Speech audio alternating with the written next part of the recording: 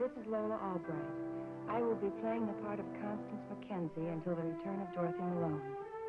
Tonight starring Lola Albright as Constance Mackenzie, Ed Nelson as Michael Rossi, Mia Farrow as Allison Mackenzie, Ryan O'Neill as Rodney Harrington, Barbara Parkins as Betty Anderson, Tim O'Connor as Elliot Carson, Christopher Conley as Norman Harrington.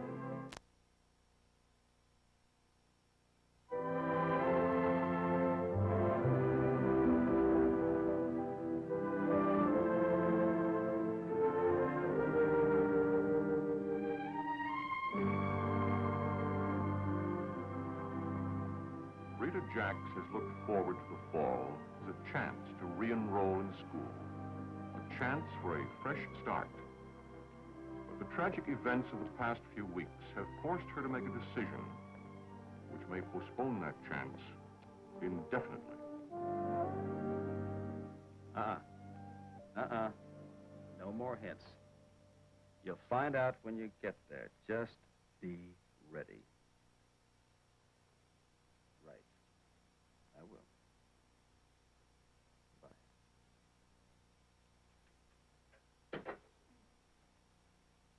Your secretary wasn't here. Come in, Rita. I guess I should have made an appointment. It's all right. I tried to call you last night, but you'd already gone home. Something wrong? No?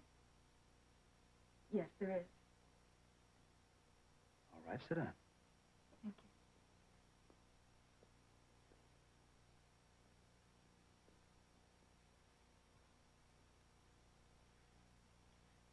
Well, the night Joe died, the police asked me how long it had been since I'd seen him. And I told them a couple of weeks. I was lying. I saw him that day. You talked to him? Yes.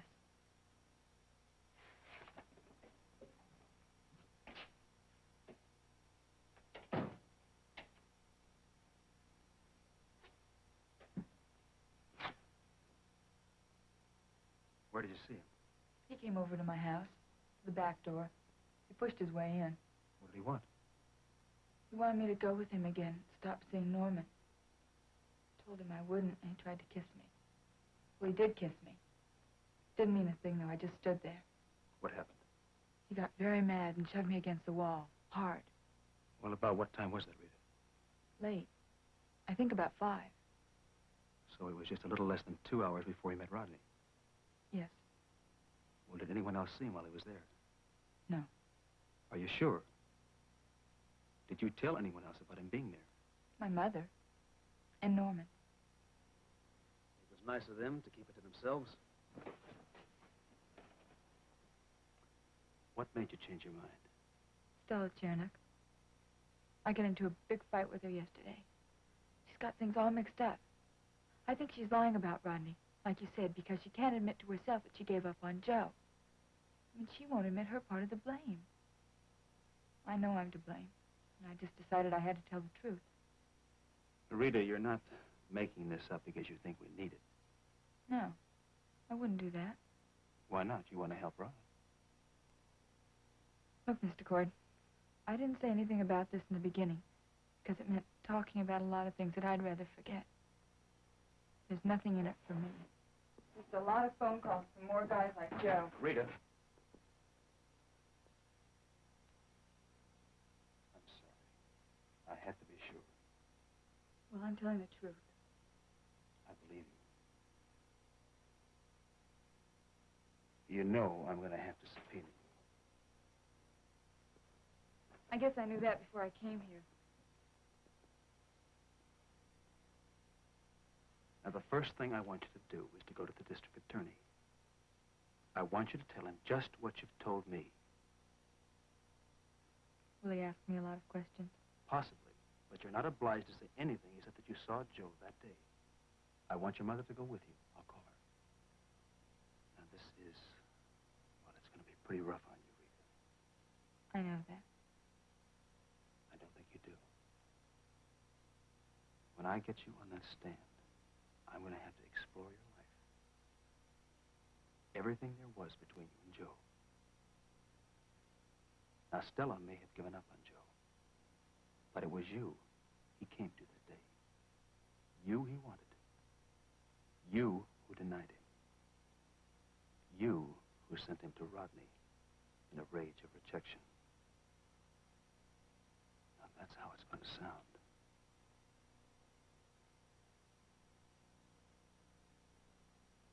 How old were you when you first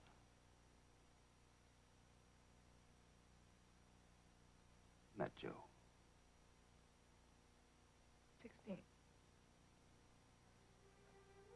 It was...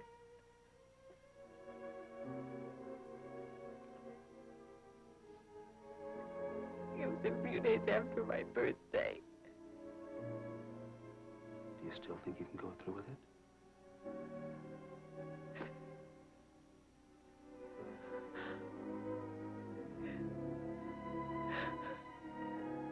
I have to.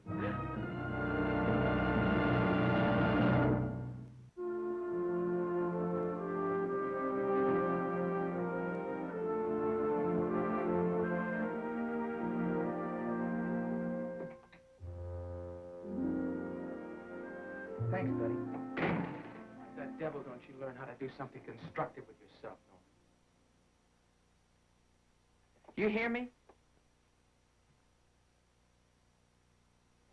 Does anybody hear? Yeah, I hear you, Rod. Go on and tell me about it. Life and all that, and how rough and earnest everything is. I'm listening so you don't have to shout. Forget it. You were at the hospital, weren't you? Yeah. How's Allison? Conscious. Great. That's tremendous. What is it? She doesn't remember me. What do you mean? She doesn't remember me. She doesn't remember a lot of things. Elliot Carson being her father.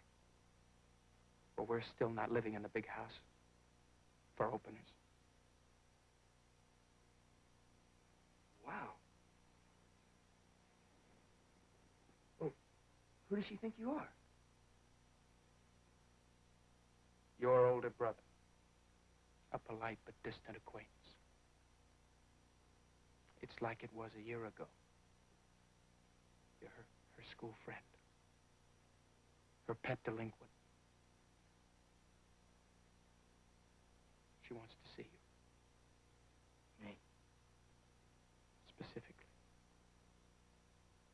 Oh, you're jealous.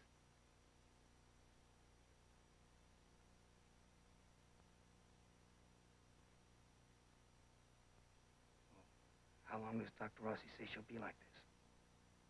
Nothing definite. And meanwhile? We fake it. Good. Now, G. Finger slipped.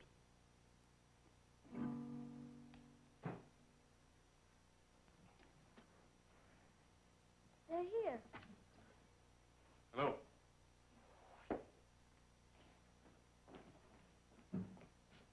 You're Allison? Who are you? Mark.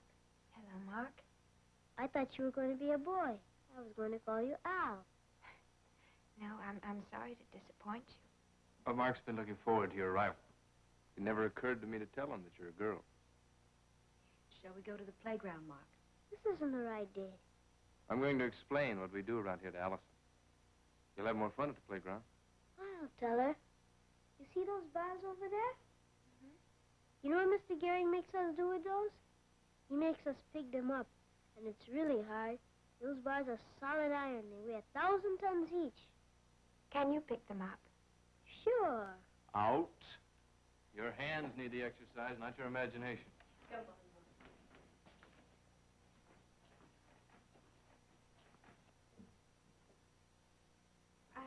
I'd like to go back to my room now, if you don't mind. Why? I think because I'm frightened. Of what?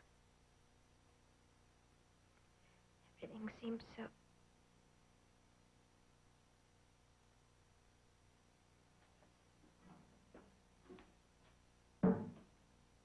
Let's take another look.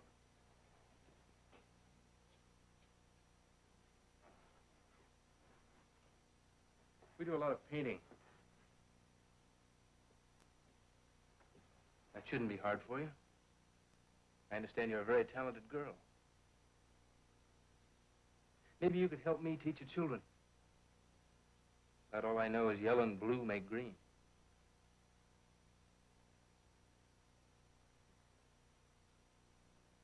There's nothing to be frightened of. Allison. Will you please take me back to my room? Everything in this room is your friend.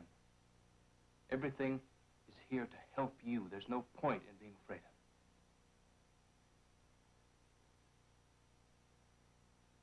I wonder how long it will be before I'm well again.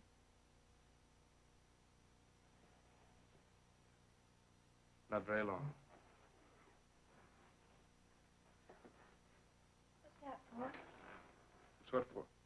The guitar. To make music. And only incidentally to help exercise the fingers. You play? I was led to believe Allison Mackenzie could do everything. Well, under my tutelage, you shall be playing magnificently. Well, to be conservative, in a day and a half. Well, maybe not like Segovia, but at least as well as I can paint the grass green with some blue and some yellow. Haltingly, they call it. I'd like to play.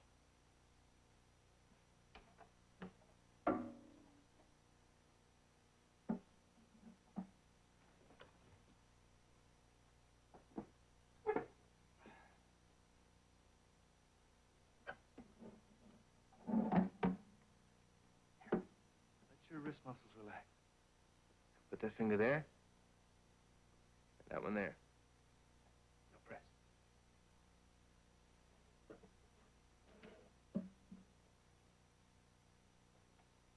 Now just keep your fingers just stiff enough to... That's it. Sounds horrible. Right, it was the other hand's fault. Let's try again. Darling, that was wonderful. Were you listening? Yes. Mr. Gehring, this is my mother, Mrs. Mackenzie. Mrs. Mackenzie. Hello, Mr. Gehring. And Mr. Carson. Yes, we've met before. Hello. Mother, you forgot. You didn't remember to bring the picture of my father. Oh, darling, I'm sorry I didn't. School's out. Let me know when you want to go back to your room. No hurry.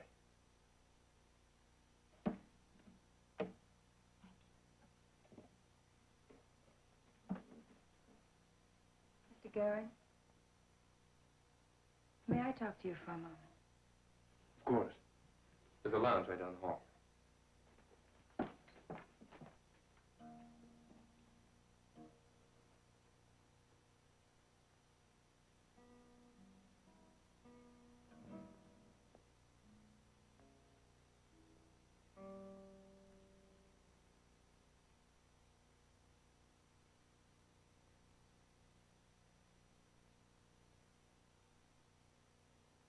I feel as if I've been away on a long journey.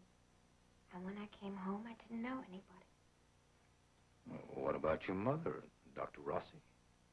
Even people I've known all my life. Rodney Harrington. I know I've known him ever since I was little, but...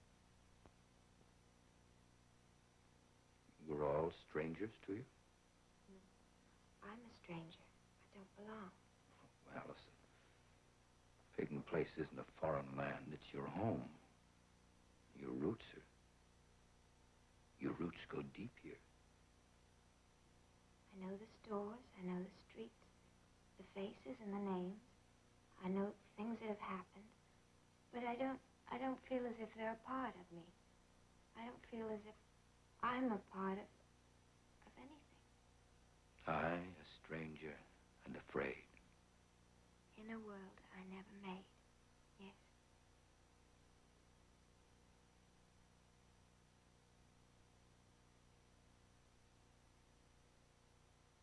What is it? Your voice. I think I remember your voice reading to me now. Though it seems like a dream. Well, it wasn't a dream. And I remembered how we talked about books, so I thought somehow it might help. Thank you. Well, you don't have to thank me, Allison. You hardly even know me. That was a very nice thing to do for somebody you hardly even know.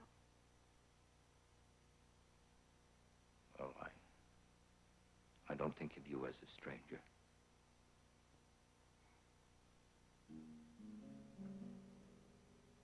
I think of it, I think it's like a musical talent. A talent for being kind. Some people have it. You do.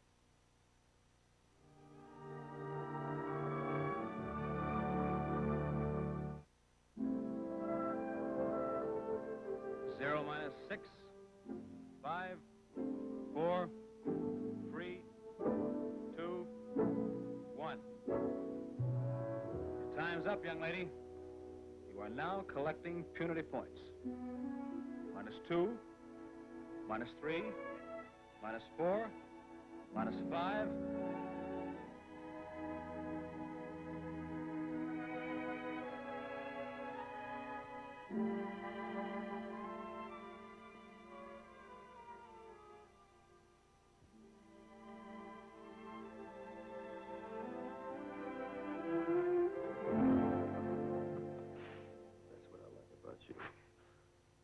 Dignified, poised, aloof, at ease.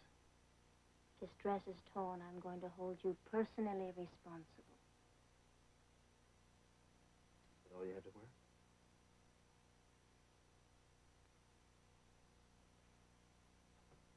I mean, I've worn my way in just about every snazzy place around here, but the country club is still off limits.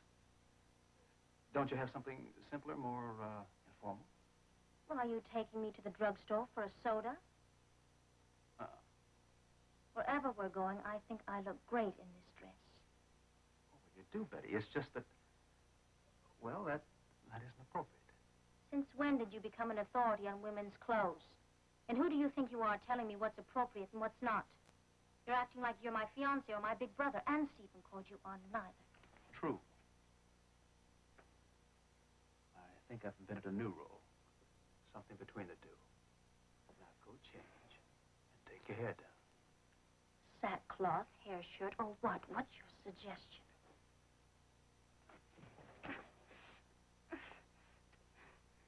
They spank for that.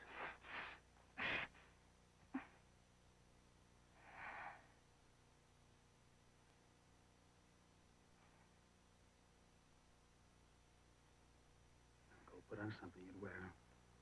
No, I don't know. In the morning. Where are we going? Do as you're told and stop giving me a lot of lip. Stephen. I'm taking you to meet my mother. I don't believe you. It's your choice. Didn't that go out with the 19th century? You have 5 minutes to change, Stephen. starting now.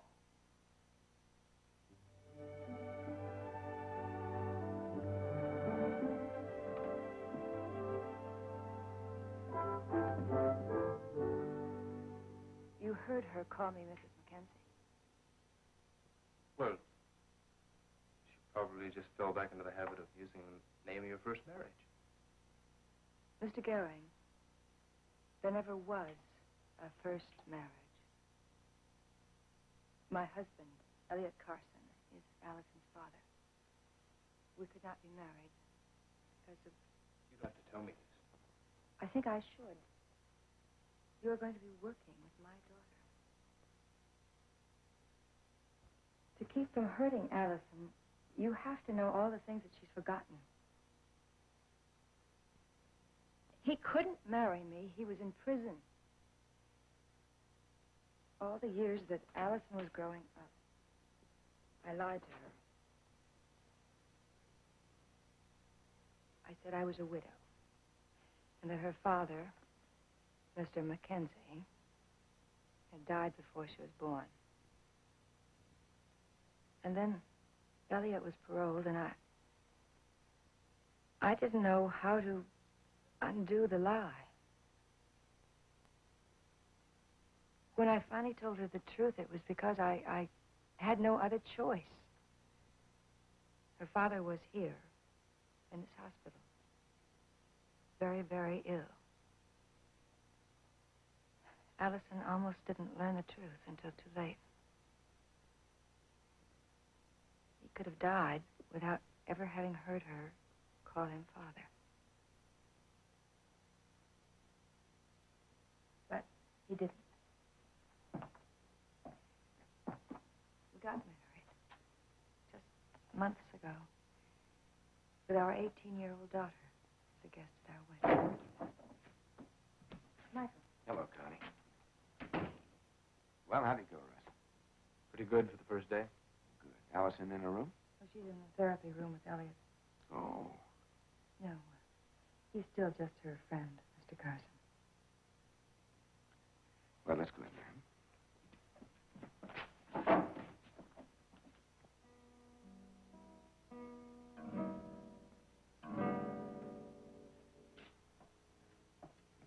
Well, how you feeling?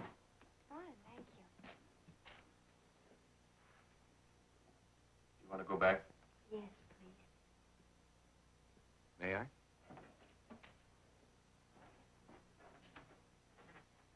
We'll be along in a few minutes.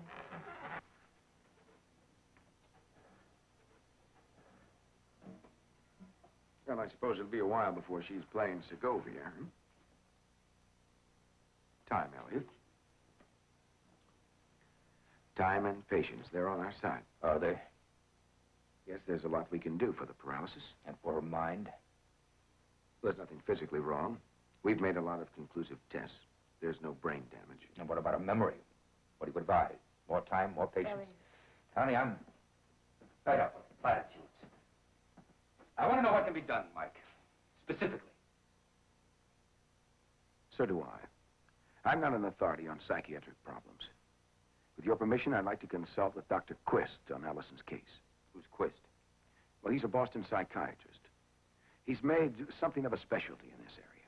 Get a hold of him today.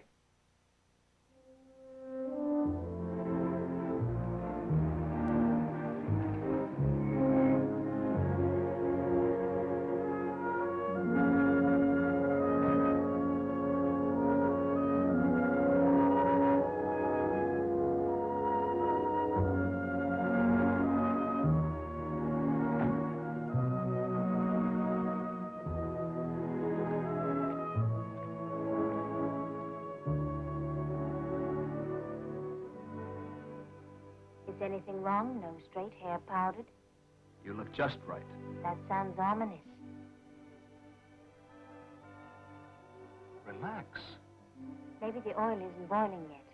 Oh, now, stop that.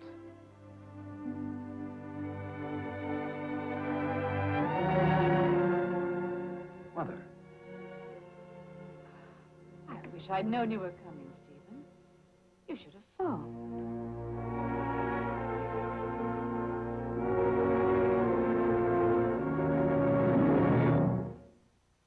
Preview from the continuing story of Peyton Place.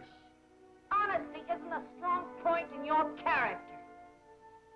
It's your character that's going to be dissected when I put you on the witness stand. Not mine. What do you think your little crime is worth? Which one? The only one I'm interested in. The stealing of those records. How much is it worth to you, Mr. Peyton, to humiliate me?